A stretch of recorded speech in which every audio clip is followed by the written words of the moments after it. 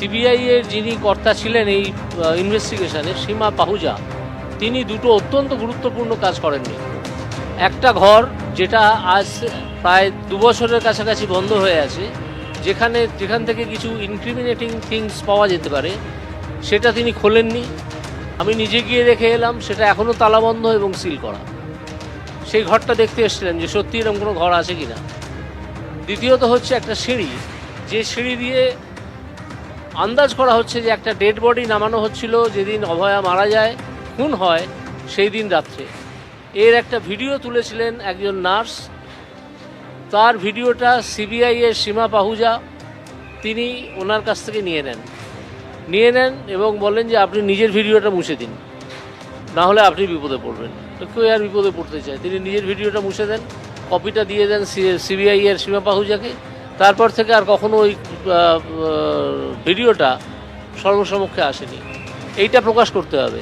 সিঁড়িটা কোথা থেকে কোথায় গেছে, সিঁড়িটা সোজা এমার্জেন্সিতে এসছে, কিন্তু সিঁড়িটা দিয়ে নেমে একটা প্যাসেজ দিয়ে অভয়ার মৃতদেহ যেখান থেকে পাওয়া গেছে সেখানে যাওয়া যায়। এসব কিচ্ছু সিবিআই এখনো পর্যন্ত দেখেনি। আপনি কি বলছেন যে সিবিআই তদন্তে গাফিলতি করেছে না নির্দিষ্ট করে সীমা পাহুজার বিরুদ্ধে অভিযোগ, আপনি তার জন্য কি দাবি করছেন? আমি সীমা পাহুজার বিরুদ্ধে অভিযোগ করছি এবং সীমা পাহুজাকে একজন অ্যাকিউজড হিসেবে এই মামলায় জড়তে হবে। যে ফাইল খোলা হচ্ছে, যে ফাইলের খোলার কথা মুখ্যমন্ত্রী শুভেন্দু অধিকারী বলছেন, সেই ফাইল খুলে ওনাকেও অ্যাকিউজ হিসেবে তদন্ত করা হোক। নিঃসন্দেহে উনি করেননি কেন? এগুলো তো অত্যন্ত স্বাভাবিক কাজ। এটা করেননি কেন উনি? কে ওনাকে ইনফ্লুয়েন্স করেছিল? আপনি বলতে চাইছেন উনিও ট্যাম্পারিংয়ে যুক্ত, সাপ্রেশনে? অবশ্যই সাপ্রেশনে যুক্ত, অবশ্যই সাপ্রেশনে যুক্ত, না হলে ইনভেস্টিগেশনের এই হাল হয় না।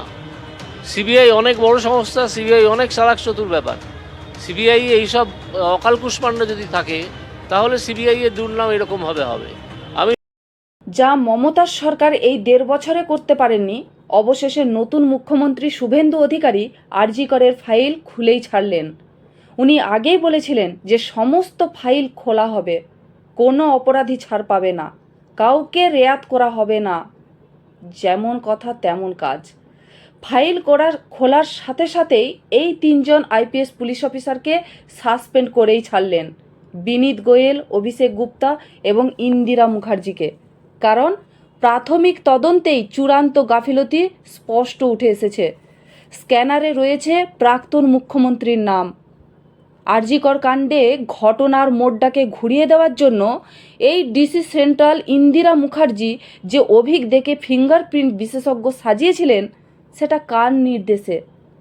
বাবা মাকে ঘুষ দেওয়ার চেষ্টা, তদন্তের গাফিলতি থেকে আরম্ভ করে দেওয়াল ভেঙে বাথরুম বেসিন ভাঙচুর করা হয়েছিল, সেটাই বা কার নির্দেশে হয়েছিল?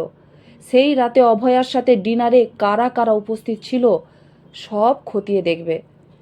ছবিতে আছে বেডশিট বারবার বদলে গেছে, একবার নীল একবার সবুজ।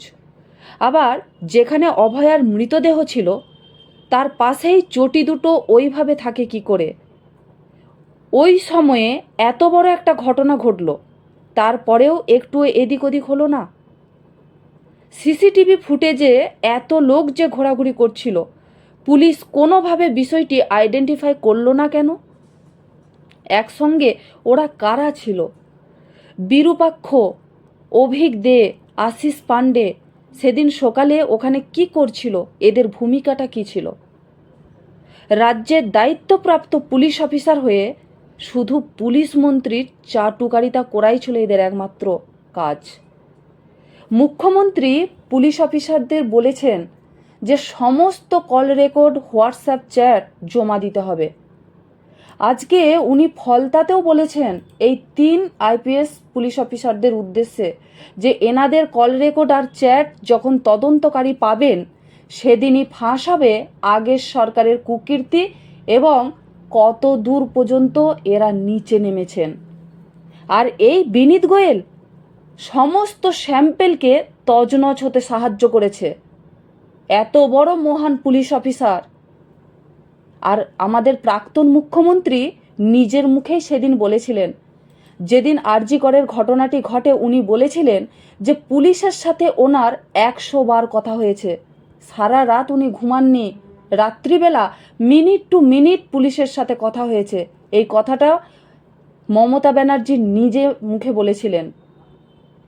সেদিন পুলিশ মন্ত্রীর সঙ্গে পুলিশের মিনিট টু মিনিট কি কথা হয়েছিল।